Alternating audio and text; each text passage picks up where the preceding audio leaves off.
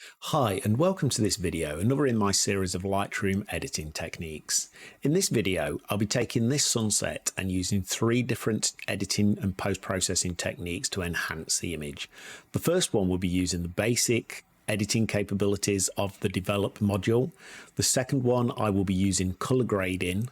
And in the third one, I'll be using the calibration. In each one, I will also be using a variety of masks just to refine the final image. The image itself has been cropped at 16:9 and simply had the Adobe landscape profile applied to the source image. The original photo was shot at 1/100th of a second, aperture of f11 at an ISO of 100, and it was shot at 18mm on a Canon 18-135 lens. So let's first make a virtual copy by right-clicking and create virtual copy. We now have our virtual copy, so let's select our virtual copy and enter the develop module. Let's minimize our left-hand panel. We don't want to see that, and it gives us a clearer view of the overall image. You can see that 16:9 fits really well into this. So right, let's warm this up a little bit. I will exaggerate it in some areas. You can see the effect that this is having. I want to bring that up not too brightly. I will exaggerate some of these colors just so that it comes through for you to view a little bit more easily. I've used the usual top-down development approach as well, or the post-processing approach. Okay, so let's have a look at that contrast. I think the exposure is pretty good, actually. I think the contrast needs a little bit more. I think that's about right. I want my highlights to just drop just a touch. Yep, there we go. And the shadows, I want to increase those a bit. I think that, yeah, I'm starting to like that. You can just get a little bit of detail in those shadows now. And the whites, I want to drop the whites. I think that we need to bring a bit more balance to the image right now. So I think that's looking good right there. And then the blacks, yeah, let's just increase those very slightly. You can see that this is balance in the image overall. Because it's a sunset, it's quite a harsh. Digitals can be quite harsh. So I'm going to drop the texture a little bit just to give it a little bit more warmth. Okay, so that's our very basics done. Now what I want to do is balance this image overall. So what I'm going to do is mask the sky because that is looking a little bit too bright, and I'm going to mask this sand because that's a little bit too dark, and then we can balance the image off using the basic controls. Okay, so now that we've got that, let's create our mask. So I don't want to select the sky. What I want to do is create a linear gradient because it's actually just the blue sky at the top that I want to bring balance to the overall image. So let's go from about there. I think I want to align it with the clouds. And what I want to do here is now I want to warm those clouds up. So let's give those a nice big warm. You can see the effect it's having in the white clouds at the top. And I want to pull down the overall exposure just to give it that balance. You can see now that the effect that it's having. So let's bring it down to about there, I think is good. Let's just do a little bit of alignment with our mask. I want to narrow it down a little bit so that it's not creating that glow behind the dark clouds. So I think that's a good first mask right there, bringing balance to the sky. With the sky now balanced, we need to also balance the reflection as well. So let's create a new linear gradient mask at the bottom, and we will pick off the water similar location that we had before. So we now have our linear gradient. Again, just want to raise the temperature of that just to bring it into line. And also quite often the area above it just needs that exposure just dropping a little bit and the amount increasing just to give it that balance with the image. Often reflections are darker than the surface they're actually reflecting. So that's a good balance there in the water now. Now that we have our sky balanced, we need to look at this sandbar, which is too dark and is a distraction in the overall image. So what I'm going to do here is add a luminance range mask. And now you can see that when I selected 100%, the color overlays give me the entire image. So what I want to do is pull this back so that we get our sandbar. Let's just make sure that we can balance the edges. I think the edges need to be a little bit higher. We need a little bit more feathering just to bring that sandbar in. Okay, so we've got the sandbar selected, but we've also got everything else. So what I'm going to do is do some subtractions from this mask, and I'm just going to use the brush. So the brush is pretty small at the moment, so let's give myself quite a big brush to play with, and we'll just eliminate all of this detail from our mask so that we just have the beach bar selected. Mask's now a little bit big for the details and the fine areas, so let's just pull that back and just eliminate some of this. I'm not going to be worried about too precise. Now, you may be a little bit more precise when you're doing it, but for the purposes of this exercise, I'm just going to be doing it as you can see right now. Okay, so that's good. That gives us our mask. So now let's make our adjustments. I want to warm this up, so let's increase our temperature a little bit more significant. Let's up our exposure on this. I think it needs to be balanced, but it doesn't now need to dominate. Let's take a look at that contrast. I think, yes, the contrast is starting to come in. Let's just down that exposure a little bit. Now it's balancing. It's giving it that kind of goldeny glow now. Let's have a little look at our highlights. Yeah, I think that's good. And our whites, maybe pull our shadows back. There we go. So now we are just about giving that a little bit of balance. And I hope this is coming through for you guys on YouTube. It's making those adjustments.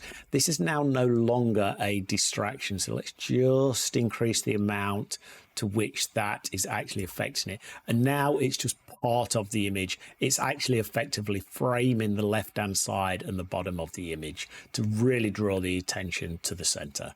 This now completes our image edit using the basic techniques. I hope this has made sense before we move on to the color grading and the calibration techniques. But as you can see, you'll see 3 different techniques. This one actually is a little bit more long-winded than the other ones, so it'd be interesting to get your views. Drop comments below as to which one you prefer. Let's now move on to technique number 2, which is using the color grading capabilities. We'll go back to our main image. We will again create a virtual copy against which we'll work.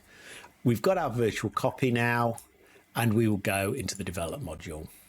So let's open the color grading tab on the right hand side. We don't need the basics. What I want to do is to almost create a cinematic style effect. So I'm going to go for the blue and the orange. So on the mid-tones, I'm going to just drag this down a little bit down into the blues. You can see the effect it's starting to have a little bit there. Right, okay, so that's given us a kind of blue cast to it. Now let's talk about our shadows.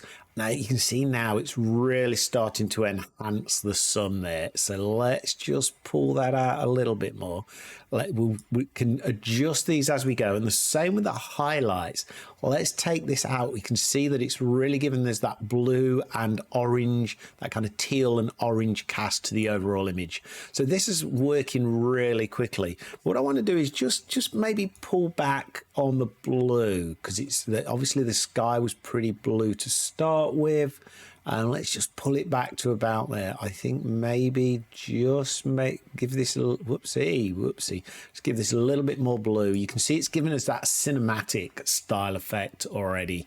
Let's have a look at the luminance on this as well, because I just want to darken the image just a little bit, and also on the highlights, just darken that overall image. There we go, brilliant. Okay, now let's have a look at the blending and the effect that that's having. Let's just up that just a little bit, and the balance as well. Let's just give it a balance. So you can see now that we've that is super quick to create a pretty dramatic cinematic style sunset. And to just further refine this image quite simply, I'm going to create a couple of masks. The first one is a linear gradient at the top of our image. I want to darken the sky as we did in the first image. So not too dramatically. Let's just pull that back. Very similar area. But I'm going to, because of the way that we've used the color grading, I can just drop the exposure down a little bit. Let's just pull that down so that we don't have that white line around the sky. It gives us a really good defined image there. And the sand, again, this sandbar. So I'm going to take a slightly different approach. In the first one, I used the luminance range mask. What I'm really going to do here is just create a couple of radial gradients. So let's just drag this over here like this. Let's just pull that over. It's not... Let's just, we do need a bit of feathering on this. So let's make sure that we've got our mask in the right place roughly. That is pretty good right there. I'm doing this. This is kind of quite an easy way of doing it. So I will do another radial gradient on here. Now, as per the other one, we could have also have done a brush on these as well, but I'm just going to do this approach right now. There's this gap between it. I'm going to see what that looks like, because sometimes you need a little bit more texture in each of those. So let me have a little look at this, and let's just increase the temperature again on this. You can see it's increasing the temperature quite a bit. So let's take it all the way to the top. Let's up the exposure. Right, so you can see that we've got that little bit of differential. We've just dropped that down. It's got a little bit of a glow around it. So let's just make some adjustments to these masks here. Unfortunately, that's off the image. So let's just drop that down like that. There we go. And pull that along a little bit. So that's actually now impacted our image. And that's all I really want to do to that sandbar. So as you can see, it's balanced it with the overall image because we've used the color grading. And that is as simple as you want to go with the color grading. It's that quick to edit an image and create a stunning cinematic style. Okay, so that's the end of that one. Let's now move on to image number 3. And the technique that we're going to use finally is calibration. We'll now go back to our source image, create ourselves another virtual copy, at which point we can then open that in the develop module.